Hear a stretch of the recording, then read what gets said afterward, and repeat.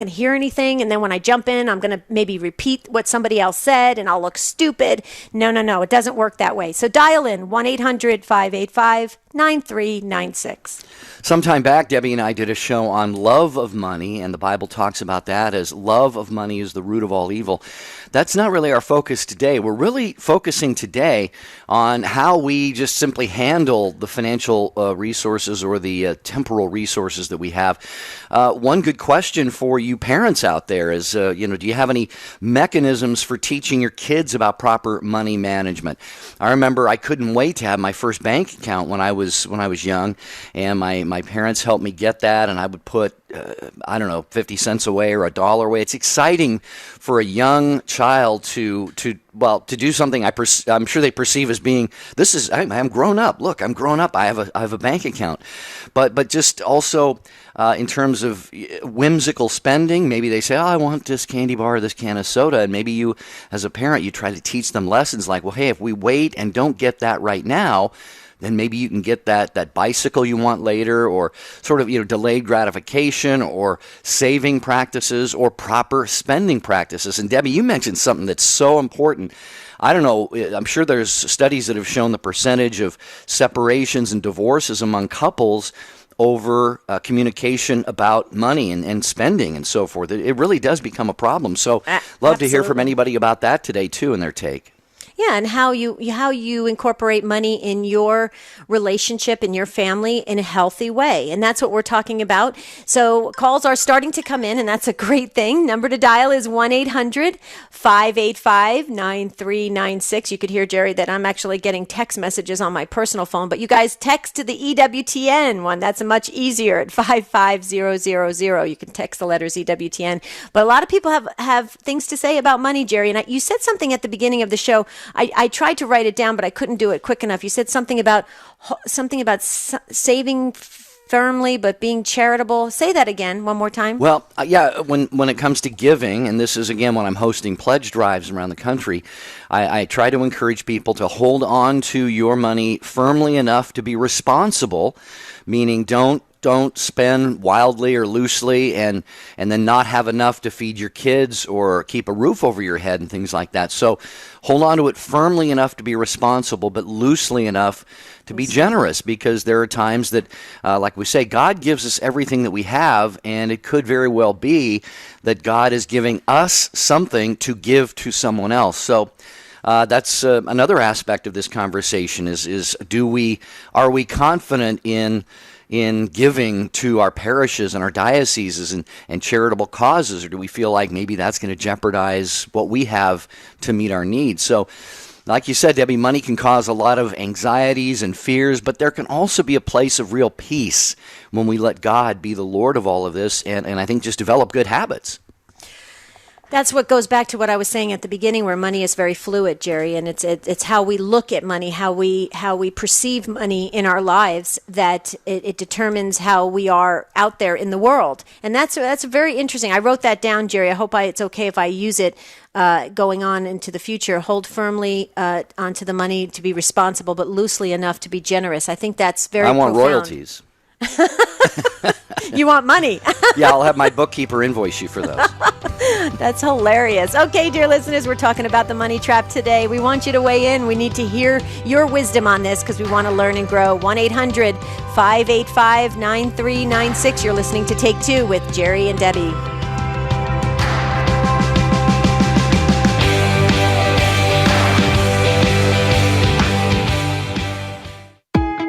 From the Dominican House of Studies, Father Dominic Legg. To prepare for voting this November, every Catholic should inform his or her conscience. Now, the conscience is not an independent capacity to decide on our own what is good or evil. It involves a judgment about how the objective truth about right and wrong should be applied to a particular case, to my particular case. So it means forming our consciences according to the truth, according to the teaching of the Church. What if I'm unsure about the Church's teaching? Do some reading. Look at the Catechism.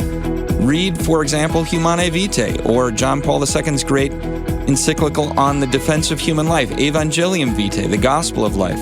The teaching of Christ, which is the teaching of the Church, is true, and by His grace, He leads us in the way of life.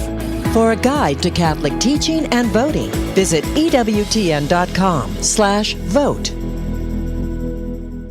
Podcasting is an easy way to automatically receive your favorite EWTN programs on your mobile device. And it's all at your fingertips. Visit EWTN.com/podcast and enjoy your favorite EWTN shows on your mobile phone right now. Post your intentions on the prayer wall on Jerry and Debbie's website. To get there, just click on the bright yellow J&D logo at take2show.com. Jerry and Debbie personally reply to every prayer intention that's posted. Others will also offer you their prayer support. When there's something important you want prayers for, post it on the prayer wall on Jerry and Debbie's site. Visit take2show.com, click on the J&D logo today. This is Cardinal Sean O'Malley, Archbishop of Boston, Massachusetts. This is Marcus Grodi, host of The Journey Home. Hello, this is Archbishop Joseph Tobin of the Archdiocese of Indianapolis. You're listening to EWTN, the Global Catholic Radio Network.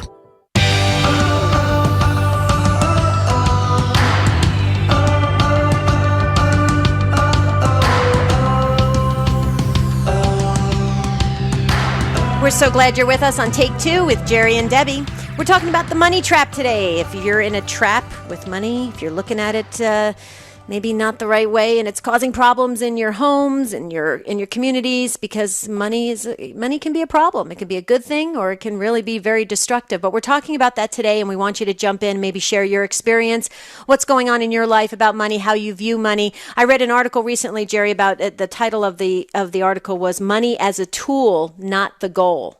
And I loved that just by the title, Money as a Tool, Not the Goal. And that's very interesting because so many of us maybe strive to have a big, fat bank account.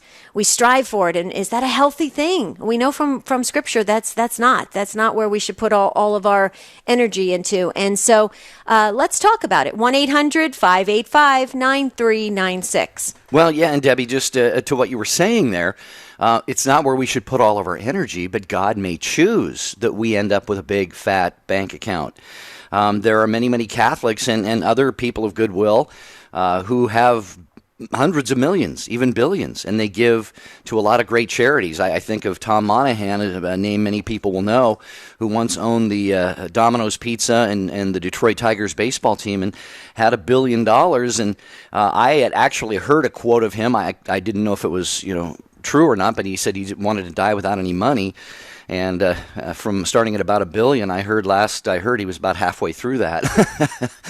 So, wow. Again, it's what we do with it. But, folks, this conversation today is for really, us garden variety folks who go to work every day, try and save a little bit, try to invest a little bit, try to maybe, Debbie, have a vacation once in a while. Nothing wrong with that. I think it just all gets down to a good, proper balance in what we do with the money. Right. Yeah. And I would never want to give the impression that there's something against being a millionaire or billionaire. Absolutely not. Because just like you said, Jerry, you can do a lot of great good throughout the world by being a generous person in different charitable areas. And I've often heard it said that millionaires and billionaires, they just view money differently. They view it differently. They view it as a way to really be able to further things along and help things. And so it's the way we look at that. So I'm not just saying that, but I do know, Jerry, that there are some couples, I know this for a fact, that they are obsessed, and I mean obsessed with accumulating material things and money. Obsessed with it because there's a sense that they're never going to have enough. There's this insecurity or fears that set in. So that's an interesting thing as well. Wow. Okay, we laid the great foundation. Now it's up to you guys. So Anna Lee, you're first up in Hemet, California, listening on the internet. Anna Lee, take it away. Hello. I was just wanting to ask you guys if you guys could pray for a dear, dear friend of mine. Their dad passed away, and he was the main source for their income. And now they are having difficulties with money.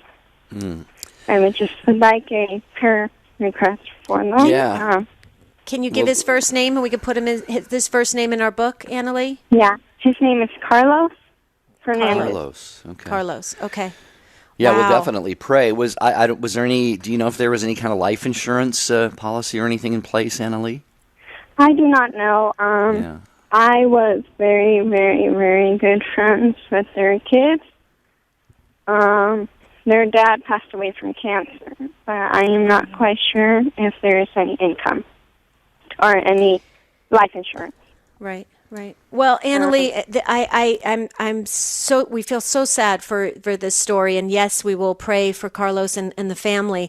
But you bring up a very, very good example of I was in insurance for 21 years, life insurance, and I can't even begin to tell you, Annalee, the story of Carlos and his family. It happens way too many times. Yeah. Families are not planning for that eventual death, and it's a very, very unfortunate. The thing we do have to pray that God opens up those windows and those doors for this family, so that there's an avenue for them to be able to support themselves. So that's what we're going to have to pray for, because if the foundational elements of like life insurance or other things aren't there, it can be very, very tough. So that's why we really do have to pray, because people can get into very desperate situations. Go ahead. His children and his wife were converting to become Catholic, but then he passed away, and he never got to see them be baptized. But that was his last request, is for them to become Catholic. Mm. Well, Annalee, a lot of people... this is very unfortunate that he won't be able to see that, but a lot of people, like the family that he left behind, they really try to honor the memory of somebody by following through with something like this. So let's hope and pray that they do that. Back to just the practical matter at hand, a couple things that come to my mind, which may have already been thought of by you or their family. Turn to local churches, maybe the Catholic Church. I don't know if they were in RCIA or not, but if he was Catholic and wanted them to be Catholic, perhaps he had a parish that he went to, and you or somebody, his widow, could approach the pastor and just say, we're in a tough situation right now. And something else that a lot of people are turning to is I've seen people pay medical bills and other things like that, Debbie and Annalee, by doing a crowdfunding campaign on the internet. So there are some ways to go about this, but it's tough, Annalee. And as Debbie said, as Debbie promised, we're going to be praying for Carlos, his soul, and his family. Thank you. Yeah, he was, their kids are in RCIA currently, and so is his wife. That's beautiful.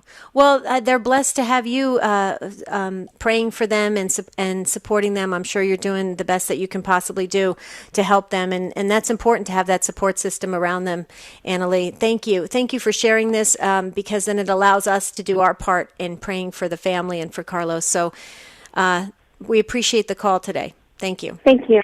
Bye-bye. Bye-bye. Thank you, Annalee.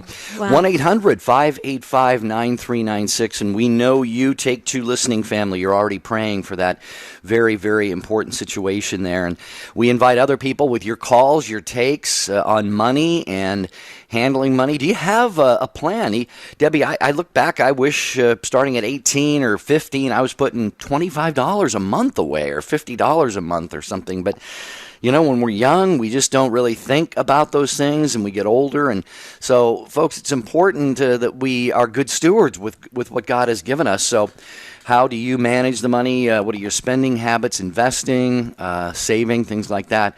1-800-585-9396. All right, Susie is with us, listening to EWTN Radio on Sirius XM 130 in Angola, Indiana. Hi, Susie. Welcome. Hello, Susie. Are you with us? Yep. Susie?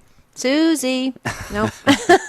Susie went away. Okay, well, Susie, call back. We'll check back. She may still be on the line, but is Bob ready? Go ahead, Deb. You were going to say something. Can I just say something real quickly? Okay, when I was talking about how the wealthy look at money differently, I just pulled this up, and it's very interesting. It says that the masses, meaning us, the masses focus on how to protect and hoard money. This is what I was talking about, this idea of how to, we got to store up as much because we got to save, we got to protect ourselves. The wealthy, saving is important, but the wealthy focus on earning money earning the money. And that's very interesting because but that shifts the whole mentality about money.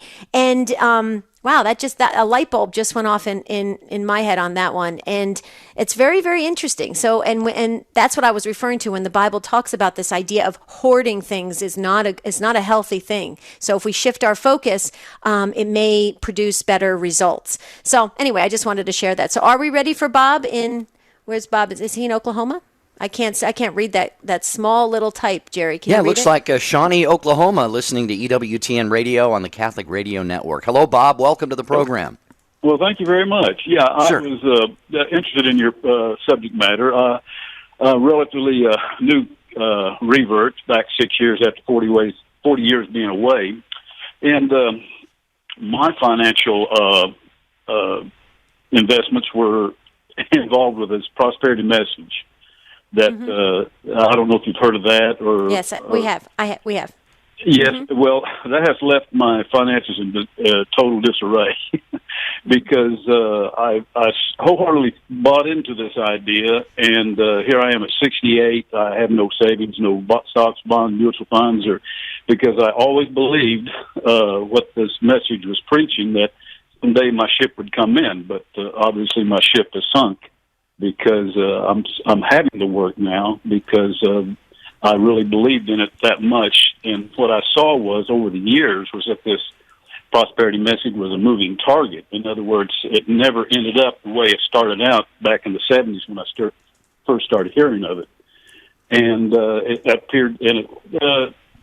Well, the only ones that were prospering were the ones that were preaching it, and the rank and file didn't seem like they ever got to that point. But anyway, I just wanted to make that statement more or less that that was my financial investment for the future, which is in disarray at this point.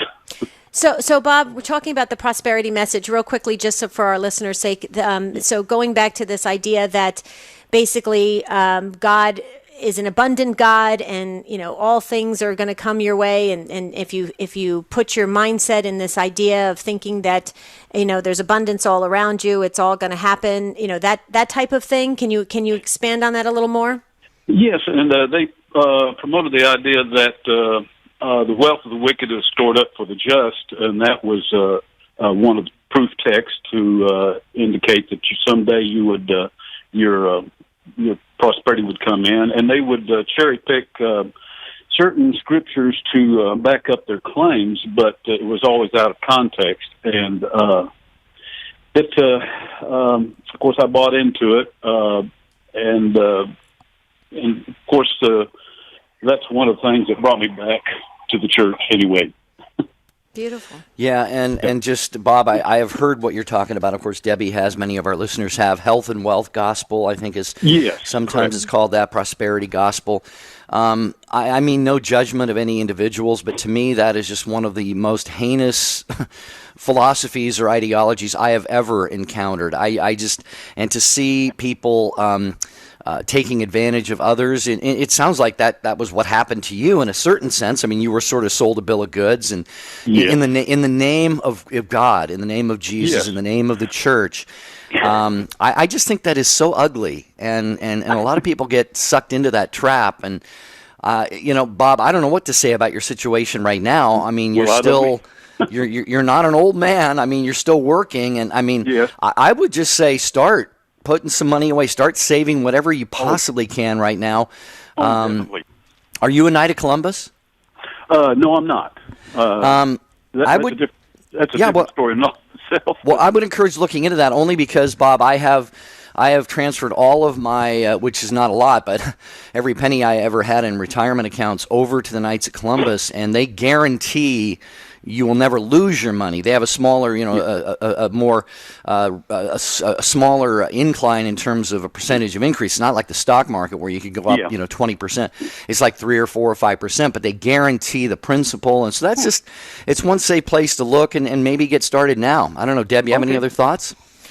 No, I think that's great, and welcome home to the family, Bob. And here's the thing: is I think today's the day that is the most important. You're living in the moment, and you can't go back. You can't change anything. You're right where you're supposed to be today, and so you take it from here. I mean, God God can do anything with the fact that you're putting your faith in our Lord and you're moving forward. And I believe in that. Matthew 19:26, with God all things are possible. So I think sometimes we can look back and we can see what we did in the past and think, oh my goodness, it's never going to change. I don't believe that. With God, all things are possible. So Bob, thank you so much. You inspired us today, and that's important. You can hear that great music. We're going to take that one break that Jerry and I wish we can move, but we can't. We'll be right back on Take Two with Jerry and Debbie. Stay with us.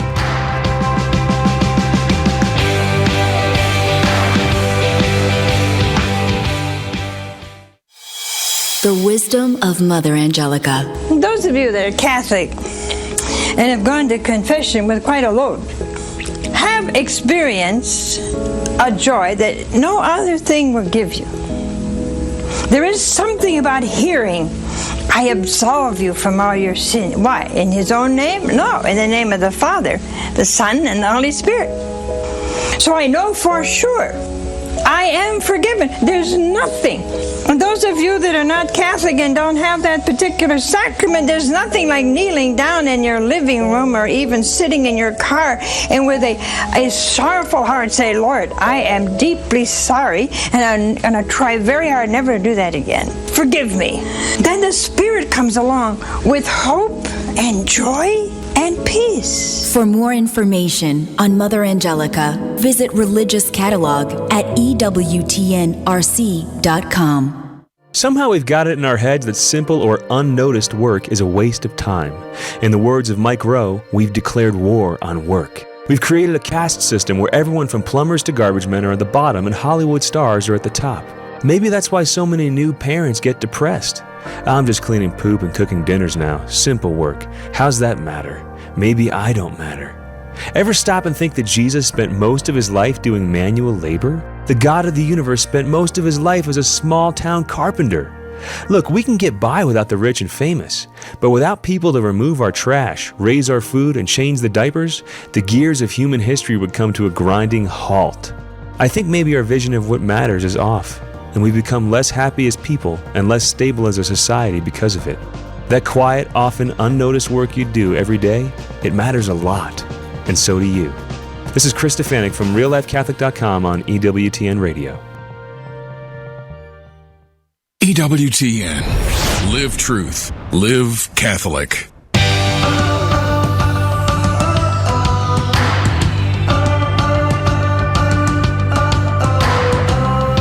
We're glad you're with us for Take Two with Jerry and Debbie.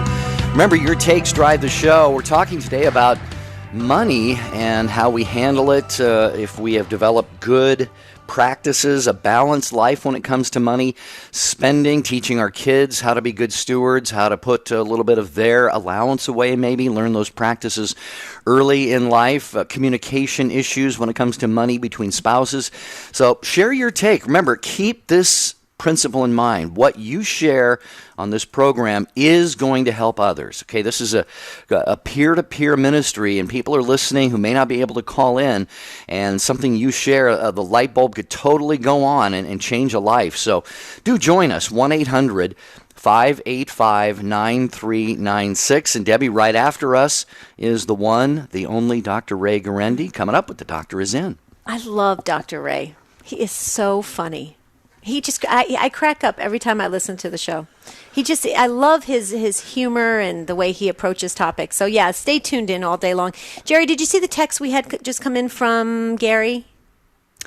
I have not had a chance to see it yet. No. Okay, all right. So the text that just came in from Gary says, so I will read it. It says, just want clarity. Is it written, money is the root of all evil, or the love of money is the root of all evil? And because I said sometimes we've heard it said, money is the root of all evil. I just was saying that I understood it as it's love of money. I've always understood. Yes. Okay. So Gary, it's the love of money, and that's why this is what I was trying to talk about with this outlook, Jerry and Gary. Jerry and everyone else listening, is this outlook about money. If we view money as something that we've got to have, we've got to accumulate, that's that idea that could be unhealthy. But if we look at money as a way, as a tool to be able to sustain ourselves and to help others, like you talked about, generosity, Jerry, if we look at money in a healthier attitude of it, then it doesn't become a source of problem in our lives. It becomes another vehicle that we use to move our lives forward. That's how I see money. Jerry, do you see it differently than that? Because I've always said I don't want to get an unhealthy view of money. Not at all, no. The passage that the texter was talking about is in 1 Timothy 6, verse 10. It just says the love of money is the root of evil, or of all kinds of evil. And we see it in the world today. We talked earlier in the program, there are so many people who are just generous. That is not this kind of love of money. The love of money that we're talking about is what drives the greed, of the, corporate greed, and certainly things like the abortion industry and so many other things where you can look right at human life and say it's expendable. Why? Because there's a financial bottom line. Anyway, don't want to get into all of that. That's for another show. But right, and we got another text too that says, "Hey guys, I can't stick to any kind of budget. My dad left us some money in 1970, and it has accumulated, and now I can't stop spending. Help!" Wow. Okay, stop it. Stop spending. Joe in Dallas, hang on, we're going to get to your call, but I just want to comment for this text here. There is a gentleman that I'm very good friends with, Phil Lenahan, and he has Veritas Financial Ministries. So this texter, it doesn't have a name on here, but if you go to Veritas Financial Ministries, I believe it's .com, there are some free tools on there that you can get, especially for budgeting. And Phil Lenahan has helped countless people, especially those who have had difficulty making a budget, sticking to a budget, who have had communication problems, marital problems, things like that. So for that texter, go to Veritas, Veritas, means truth. It's Latin for truth, veritasfinancialministries.com. And can I just share one little technique that I use? Marty and I use this all the time in our lives, and it has helped us save just boatloads of money. And so maybe it could help this person that just texted in. Whenever Marty and I are confronted with something that we could possibly spend money on, we always ask ourselves, is this something we need or something we want? And if it's something we need, then possibly we see if it fits into our budget. If it's something we want, we put it down. We just put it down. So we do stop it. We just put it down because we just know that we're going to accumulate stuff that we don't need, and it can be that slippery slope. So I don't know if it helps anybody else. I don't know if you use that technique, Jerry, but we use it all the time. Okay, well, I want to give the phone number out again today. It's 1-800-585-9396. Or, in fact, we've got another text from Deacon Dennis here we'll get to in a minute. But you could text us your comment, your question. Text the letters EWTN to 55000. Watch out for that data rate if that would apply to you. I think most of us have plans that include texting in our plans. But just in case, just need to have that legal disclaimer there. But 55000, the letters EWTN. Wait for a quick response and let us know what is on your mind. But we'd love to hear your bright, bubbly, shining voice today as well at 1-800-585-9396. How does money impact your life? Are you the Lord of your possessions, your money, or does it kind of control you sometimes? Do you have good saving habits? Did you get started early investing? Are you in a good place in that regard right now? Of course, Debbie, at any moment, we keep hearing doom and gloom forecasts about the economy anyway. So my prayer is that of the book of Revelation. Come, Lord Jesus. Hurry. We're waiting, please. Oh my goodness. I think Joe might be coming back on, so that's good. Okay, so Eddie, you are up next in Erie, Pennsylvania, listening to EWTN Radio on the Station of the Cross. Hi, Eddie. Welcome to Take Two. Hi, Debbie. How are you? Doing well, Eddie. How are you? I'm doing great. I really am, especially talking to you. Oh, thanks. We appreciate it. Okay, so what's your take on this? Well, I had a good example for you. It's a song that, by Pink Floyd. It came out in the early 70s. It's called Money, okay? It says money is the root of all evil, which is wrong. But the whole song is quite excellent, actually, because it puts into music what they're feeling towards money, okay? Have you heard it? I have not, but I bet you Jerry has. I got started as a disc jockey, Eddie, in radio about 35 years ago, so I've probably played it on the radio many times. It's a great song, but actually there's the guy that gets us out of debt on AM. His name is, he's got Financial Peace University. If you don't listen to anything but Catholic, I wouldn't. But his name is, Anyway, he's a debt specialist. He tries to get us out of debt, you know. Okay. He puts that on his program in the beginning. Oh, the song. Yes. So what's the premise of the song? What is the song trying to tell us? It says money, it's a hit, you know. He uses some rather vulgar language, but it's blocked out, and it just goes into horns, and it actually puts into perspective how stressed out and how, upset somebody can get when people are taking their money and they have no money, and people are making them wait for money, you know, and they can't make money, you know. Right. Because when you have no money, nothing's fun, right? Right. Well, here's the thing, Eddie. That's what I was trying to talk about. Maybe I didn't do it very well at the beginning, but that's what I was trying to talk about. Oh, thanks, Eddie. Thank you. Eddie, you can call anytime you want.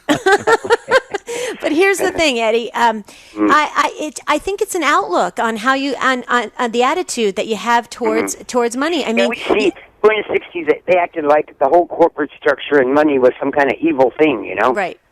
So nobody did anything about it, you know. They said, "Well, we can't do that. It's it's bad. You know, you're not supposed to have much money." Well, that can go on for a few years, but then the stark reality is you need money, you know. So. Yeah, you have to have money to survive. Absolutely. Right. So here's the thing, though, is for when I was 12 years old, I was always struggling with fear of that I wasn't going to have enough money growing up, and I don't know why I felt that way. We grew up in a family. We always had food on the table, lots of food. Actually, we were Italian, so we had lots of food. And but I was 12 years old, and I remember going to my my uncle, the priest, and my aunt, the nun, the Dominican nun who's still with us in Caldwell, New Jersey, and I said, I'm afraid. What do I do? I'm afraid I'm never going to have enough money. And they said, just pray to God that He will always keep some coins in your pocket. And I've done that since I was very little, and I've never ever had I've never had anxiety or unrest about money. I've always had a peaceful feeling because I've said, Lord, if you wanted me to have some coins in my pocket, then I will. And so I really believe in that. And I can, because I could remember, Eddie, being very stressed out at 12 years old, thinking I'm going to be broke someday. Yeah. Well, a lot of times these families that appear to have money, they might have, food on the table, and they might even be dressed somewhat nice, and they might live in a nice house. But when you get back to the family, I mean, actually, they don't have much money, Right. It's either given away or it's just enough for bills, So with all that outward facade doesn't really show you that, maybe these people, really don't have an abundance of money really all the time, you know what I mean? Mm-hmm. Yeah, that's a good point. More of a stress situation, more stressful. Yeah. And that comes, of course, if people are stingy, If people are stingy, they don't give it. So, Right. What about you, they Jerry? They don't know how to handle it. Maybe they're addicts, or that guy that just called, he said he believed that, prosperity and all this, and he had him believing that, and then now he's 65 and he has nothing. Well, nobody wants to end up like that, right? So your solution was at least give him some encouragement, Sure. Thanks, Eddie. Thank you. Yeah, all I'll say is this. There are so many times in my life I thought I wish we didn't even have to think about money or worry about money. We know that God provides, and the reason I say that is not because of any kind of I'm not beaten down by the whole thought or the whole enterprise of trying to make a living or anything, but it's just it does have a tendency, every one of us, we have a tendency to worry, Debbie, like you said, to think, am I going to have enough? Am I giving enough? Am I generous enough?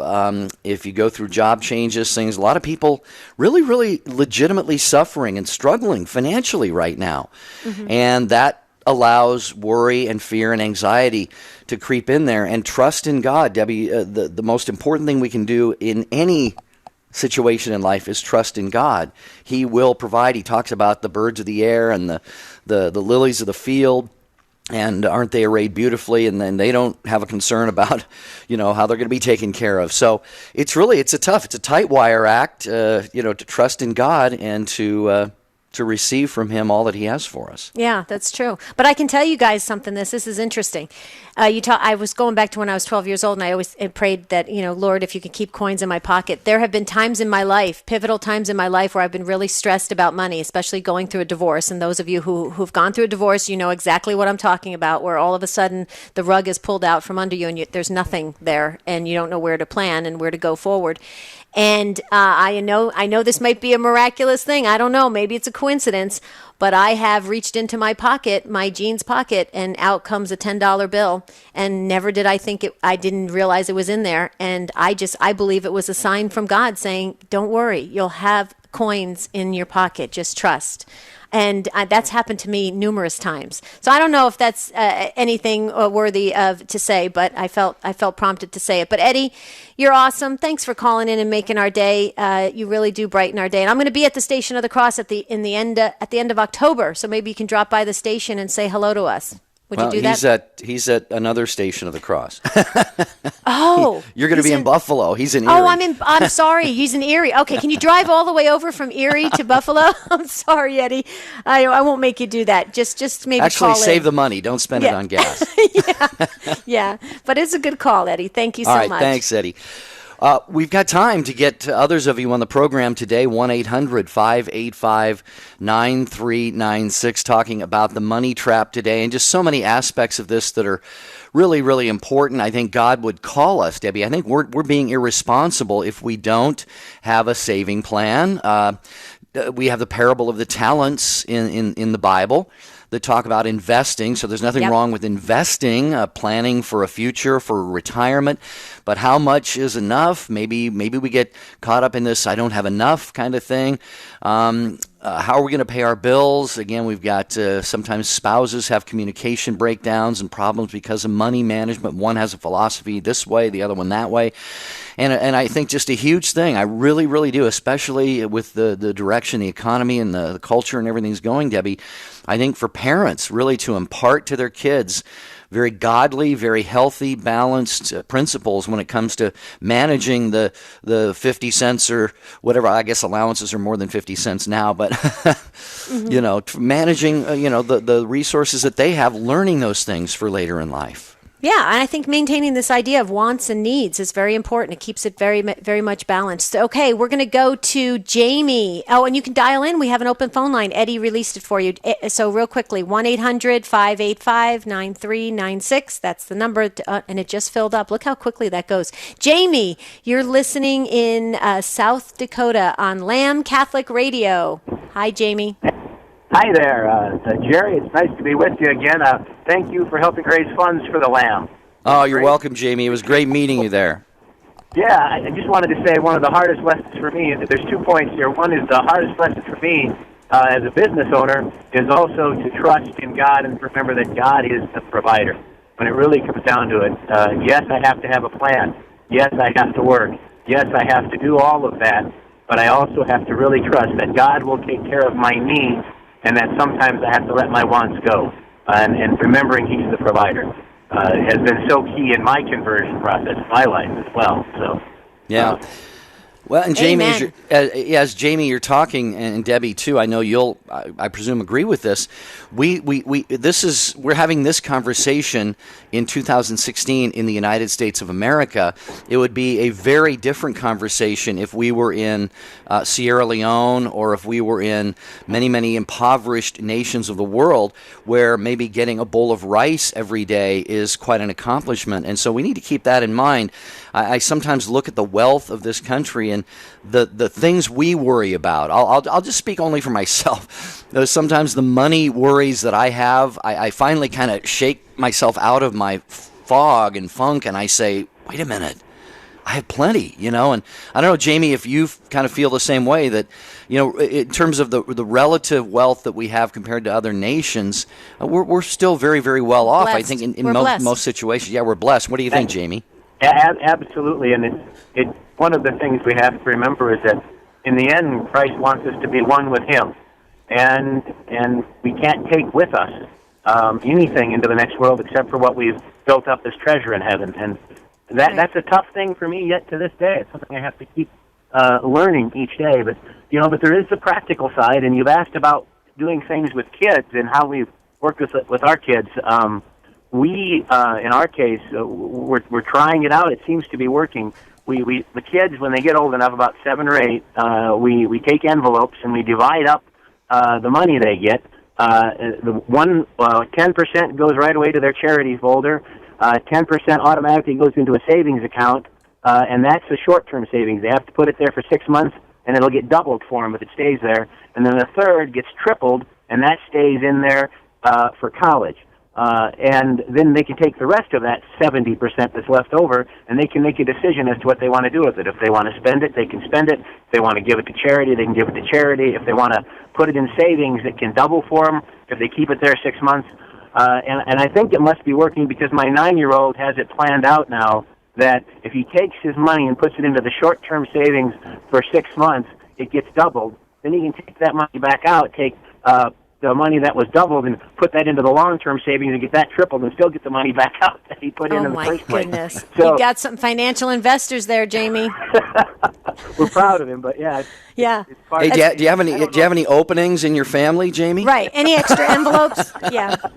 Can we get our envelopes? Yeah, I said, but we didn't know how to teach them to save, and we thought that might be one method of attempting it. That's brilliant. We'll never know for the long run, but that was one thing we're trying. We hope it works. That's brilliant, Jamie. You're doing it, though, and that's brilliant. You're teaching them. I think that's wonderful, and to think outside the box, and I think that's brilliant of your son to see how he could maybe yield the most gains from it, or be able to do it. I think there's nothing there. That's a healthy way of maybe looking at how to use money as a tool. And the first thing, is the 10%. To the tithe. Right, and tithe. I think that has to be emphasized, is that, this is a gift both to them, to us, and that we have to give that gift back, and we have to share that as good stewards. And trying to get that in. The other neat thing that you watch is when they learn that 30% comes away, they all have jobs that they have to do, and then there's jobs that they get paid to do. And when they see that 30% go away, they get their first introduction to the tax world, and it's also a good lesson that's going to happen. That the first 10% always has to go back to as a steward. That's beautiful. Love it, and I'm glad you brought up the wants and needs thing. That's a great thing. I think we should all put it on our refrigerators. Is this a want or a need? Really, it could help us. Great call, Jamie. Thanks so much. Be careful out there on the road in South Dakota. You guys are all doing great work there at Lamb Radio. I was part of their record-setting pledge drive on the air here just a few weeks ago. And thanks for coming in, Jamie, and being a part of that. All right, John, we're going to go over to you listening to EWTN.com in Orange County, not too far from where I am, a couple of hours away. John, welcome to Take Two with Jerry and Debbie. Hello. Hey, John. What's on your mind today? I just want to say, in order for people to be able to afford things and have a budget, they need to make a certain amount in this government income, cost of living. The cost of living has to freeze so people can budget themselves. And it has to start from the top. Government officials make more than enough to survive in this economy. They do not need more. Private practice would only be able to control their cost of living if government freezes their salaries and taxes.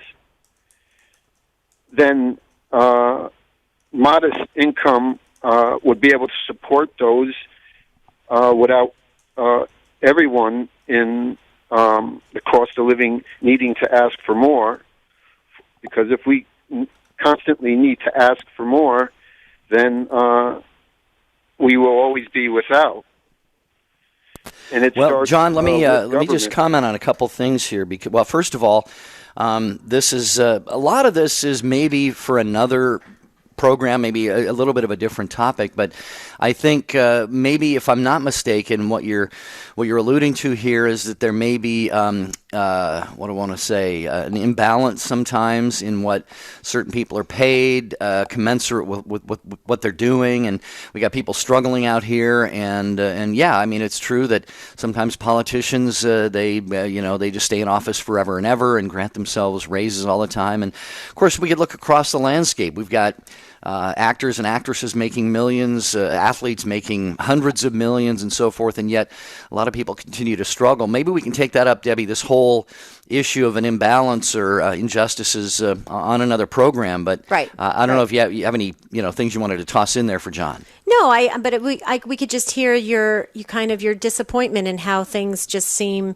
maybe unequal or unfair, and it's unfortunate because I think we have to go back to just ourselves. We have to work on ourselves and what we're doing. And I think a previous caller said it so beautifully. You know, our goal is to be united with God. And so we really have to take it upon ourselves. We have to be that change and that person. So, yeah. Well, so John, thank you so much. Let's, we're going to put that down. I put that down for a future topic, John. So keep listening and keep calling in. We appreciate it.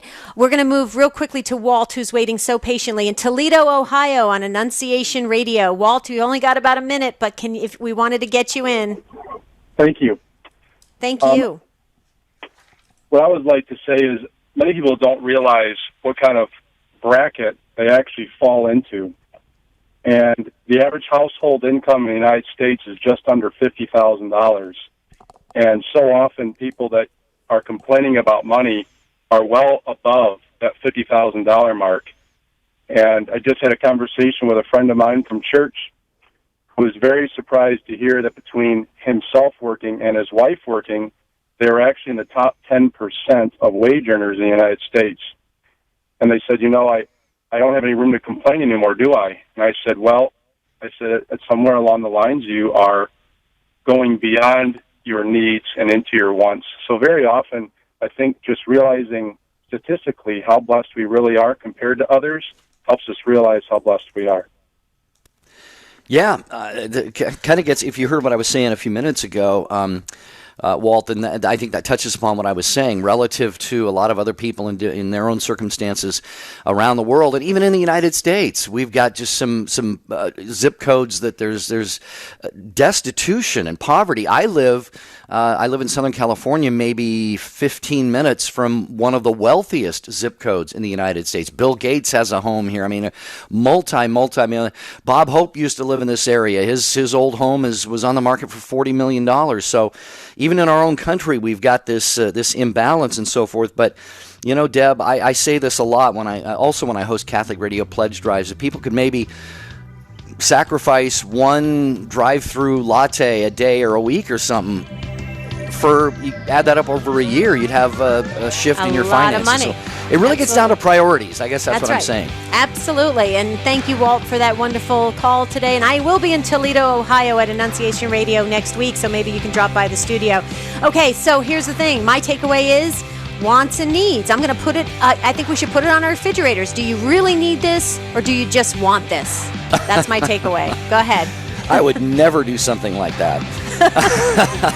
Hey, tomorrow we're going to talk about, speaking of celebrities, just kind of a whimsical conversation. What celebrity did or do you admire? Until then, we hope that you'll have a beautiful and blessed day.